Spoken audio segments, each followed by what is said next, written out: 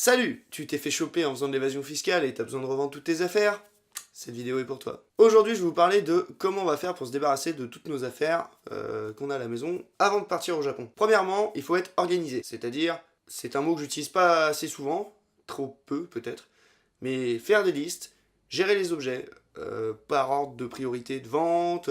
Donc, j'ai organisé en 5 catégories et en 3 besoins. Genre, la machine à laver, c'est un truc qu'on va vendre en dernier, donc ça sera la priorité la plus élevée. Comment je me suis organisé? Alors déjà, pour les catégories, j'en ai pris donc 5. Premièrement, tous les objets qui vont aller à la poubelle. Si on y donne, en fait, on va passer pour des gros...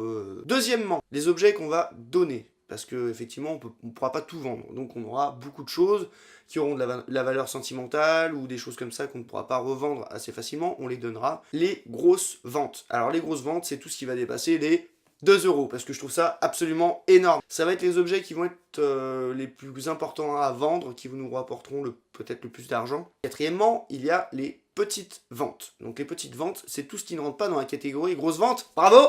Ça va être des choses du genre un mug. On peut pas le vendre sur le bon coin, on va pas vendre un mug sur le bon coin à 1 € par exemple, ça va être complètement bête.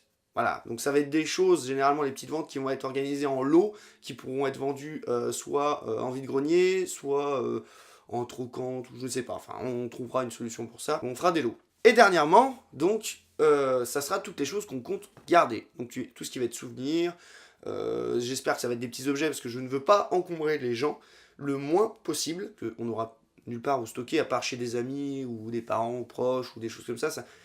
Moi, ça m'énerve de me dire qu'il y a un carton quelque part à l'autre bout du monde qui gêne quelqu'un. Donc je préfère, je vais vider le maximum et ça sera vraiment ce dont je ne peux pas me séparer, qui est complètement vital. Là, pour le coup, voilà, je vais garder. Ensuite, on va pas vendre n'importe quoi, n'importe quand. Comme je vous l'ai dit avant avec la machine à laver. Donc j'ai organisé en 3 besoins les types d'objets en fait. Donc déjà, il y a besoin vital qui nécessite une utilisation de l'objet quotidienne ou au moins une fois par semaine, qui restreint très clairement notre train de vie si on enlève, qui réduit notre confort à 0, ou qui va poser problème pour la chaîne YouTube. Par exemple, si je revends l'appareil photo, ça va être compliqué. Ensuite, deuxièmement, les besoins intermédiaires. Donc ça va être un besoin comme la télé, par exemple, qui n'est pas un besoin essentiel à notre vie, mais qui nous permet de profiter d'un bon moment et de se détendre, ce qui est important. Je pense qu'avec un esprit sain, on peut travailler plus aisément. Donc si on se repose de temps en temps, ça peut être pas mal. Le lit aussi rentre dans cette catégorie.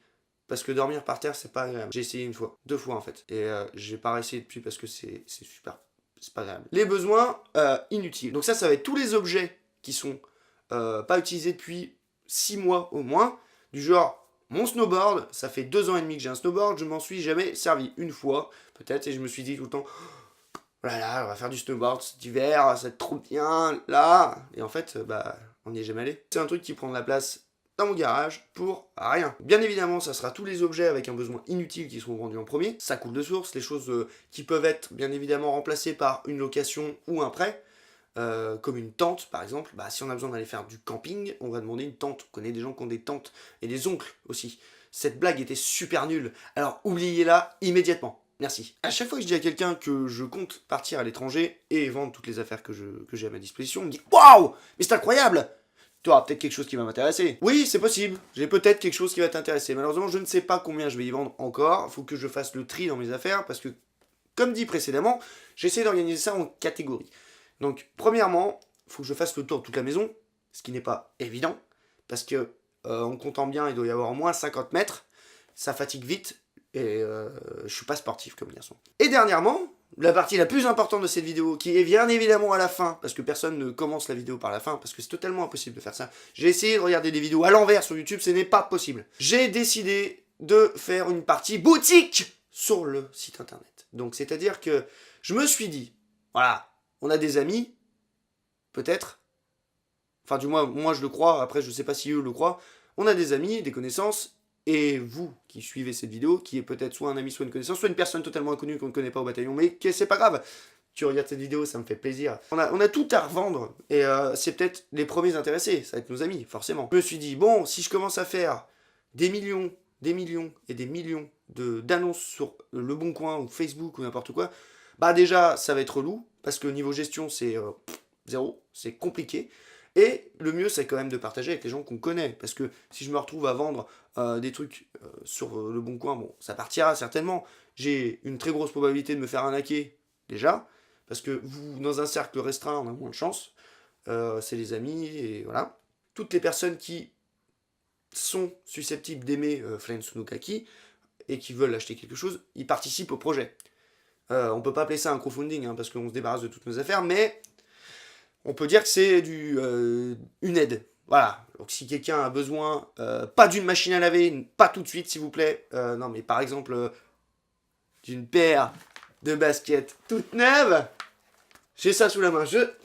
Ça ne fait pas partie de l'accessoirisation, mais c'est pas grave. Par exemple, cette belle paire de baskets toutes neuves, parce que oui, je suis un très grand sportif. Ça doit faire au moins, oh allez, 8 ans que je les ai, hein, facile. Je ne les ai jamais portées, comme vous pouvez le constater. Donc, allez, je vous fais un petit prix. Bien évidemment, les ventes ne sont pas à but professionnel, hein, on est d'accord, hein, c'est juste pour me débarrasser de nos affaires. Ça nous aiderait, ça nous donnerait un petit coup de main. Plus vite ça part, plus vite on est content. Enfin, on est déjà content, mais par exemple, si on a des trucs qui partent aujourd'hui, bah demain on sera plus content qu'aujourd'hui. Parce que du coup, en fait, dans le niveau de contentement, on est à peu près là. On peut être ici, mais on n'y est pas encore, on est à peu près là. Et en fait, il faut vendre des trucs pour arriver à peu près là. Parce que c'est palliatif quand même, c'est des petits niveaux. Hein, c'est une échelle assez réduite, je vais pas vous en dire plus. On en parlera plus tard du contentement. Voilà, là on est à peu près par là. C'est tout ce qu'il faut retenir. Tous les objets donc seront disponibles dans la partie boutique. On veut pas expédier parce que ça coûte des ronds. Et c'est pas qu'on est des radins, mais on veut garder l'argent pour partir au Japon. Donc si on commence à envoyer des trucs à l'autre bout de la France, ça va être compliqué. Donc ça sera venir chercher chez nous à Lyon, enfin à côté de Lyon. Si vous commandez, vous aurez peut-être l'adresse un jour pour venir chercher, parce que bien évidemment, si on vous donne pas l'adresse, vous ne pouvez pas venir chercher. Et le but, ce n'est pas que vous ne veniez pas venir chercher les choses, c'est que vous veniez venir chercher les choses.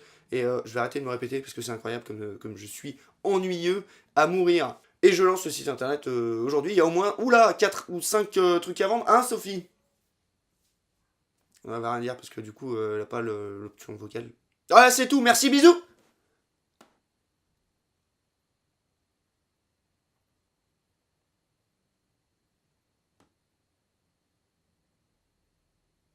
Abonne-toi.